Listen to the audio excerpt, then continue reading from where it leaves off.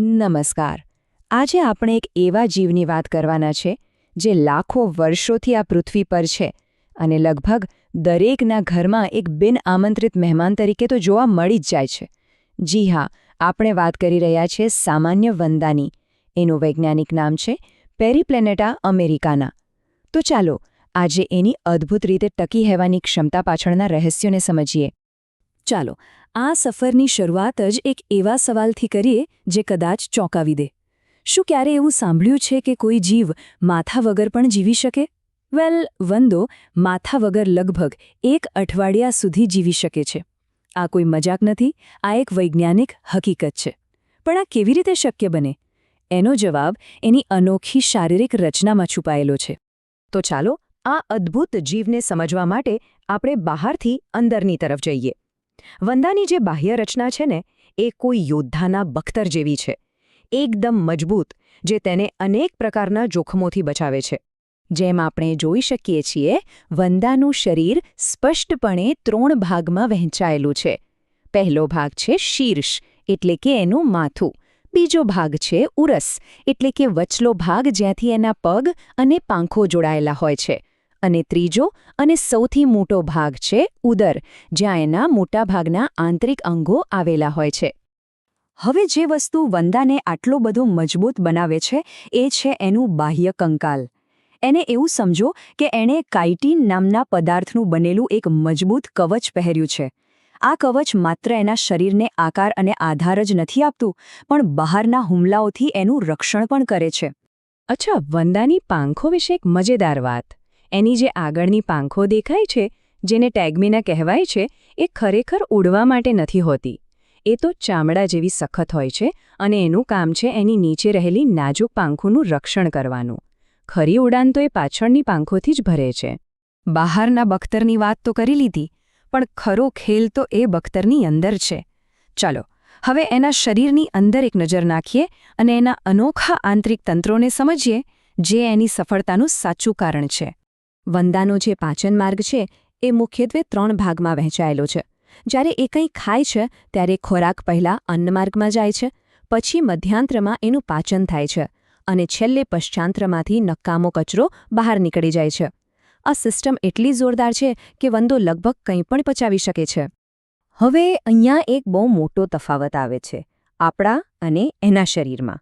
આપણા શરીરમાં લોહી નસોમાં વહે છે, બરાબર? પણ વંદામાં એવું નથી. એનામાં હોય છે ખુલ્લું રુધિરાભિસરણ તંત્ર. આનો મતલબ એ છે કે એના શરીરમાં લોહી કોઈ પાઇપલાઇનમાં નથી ફરતું. અને સાવ સહેલાઈથી સમજવું હોય તો એવી કલ્પના કરો કે વંદાના શરીરની અંદર એક સ્વિમિંગ પૂલ છે જે લોહીથી ભરેલો છે અને એના બધા અંગો એ પૂલમાં ડૂબેલા છે. આ લોહી, જેને હિમોલિમ્ફ કહેવાય છે, એ સીધું જ બધા અંગોને પોષણ પહોંચાડે છે. અને આ સ્વિમિંગ પૂલમાં લોહીને સતત ફેરવવા માટે વંદા પાસે એક ગણની જેવા આકારનું હૃદય હોય છે. અને એ પણ 1, 2 નહીં, પૂરા 13 ખંડોનું બનેલું.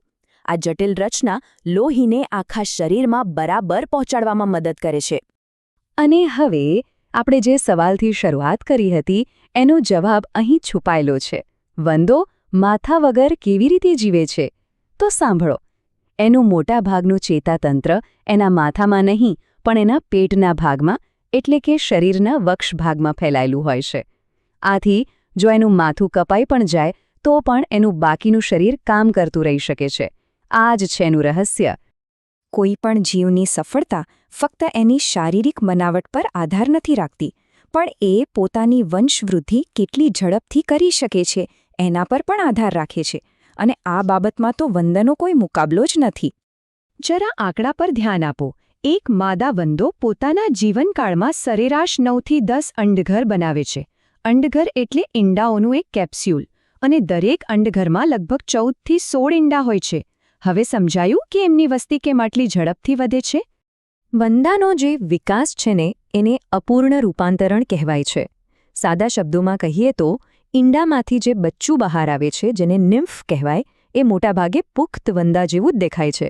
બસ એ નાનું હોય છે અને એને પાંખો નથી હોતી. પછી એ લગભગ 13 વખત પોતાની જૂની ચામડી ઉતારે છે અને ધીમે ધીમે મોટું થઈને પુખ્ત વંદો બની જાય છે.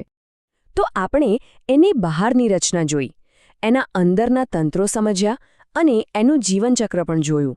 હવે આ બધા મુદ્દાઓને જોડીને એ સમજવાનો સમય છે કે આખરે આ બધું મળીને વંદાને પ્રકૃતિનો એક સુપર સર્વાઈવર કેવી રીતે બનાવે છે. તો સવાલ એ જ છે, આટલી જબરદસ્ત સફળતા પાછળનું સાચું કારણ શું છે? કયા એવા ગુણધર્મો છે જેણે એને લાખો વર્ષોથી આ ધરતી પર ટકાવી રાખ્યો છે? જુઓ, મૂળભૂત રીતે 3 મોટા સ્તંભો છે. પહેલું, એનું ભક્તર જેવું મજબૂત બાહ્ય કંકાલ. બીજું, એનું વિકેન્દ્રિત ચેતાતંત્ર, જેને માથા વગર પણ જીવતો રાખે છે. અને ત્રીજું, અને કદાચ સૌથી મહત્વનું, એની ઝડપી અને ખૂબ મોટી સંખ્યામાં પ્રજનન કરવાની અદ્ભુત ક્ષમતા. આ ત્રણેય વસ્તુઓ એને અજેય બનાવે છે. પણ હા, એની આ જ સફળતા આપણા માટે માથાનો દુખાવો બની જાય છે. વંદો માત્ર એક સખત જીવ નથી, પણ એક ઉપદ્રવી જીવ પણ છે. એ આપણા ખોરાકને બગાડે છે, પોતાની દુર્ગંધથી વાતાવરણ ખરાબ કરે છે, અને એટલું જ નહીં, ઘણા બધા બેક્ટેરિયલ રોગો ફેલાવવા માટે વાહક તરીકે પણ કામ કરે છે. અને અંતે એક વિચારવા જેવો પ્રશ્ન. એક જીવ જેની રચના પ્રમાણમાં સાદી લાગે, એ ડાયનાસોરના સમયથી પૃથ્વી પર ટકી રહ્યો છે. એની આ સફળતા આપણને પર્યાવરણ સાથે અનુકૂલન સાધવા અને ટકી રહેવાની કળા વિશે ઘણું બધું શીખવી શકે છે. કદાચ ક્યારેક સરળતામાં જ સૌથી મોટી તાકાત છુપાયેલી હોય છે.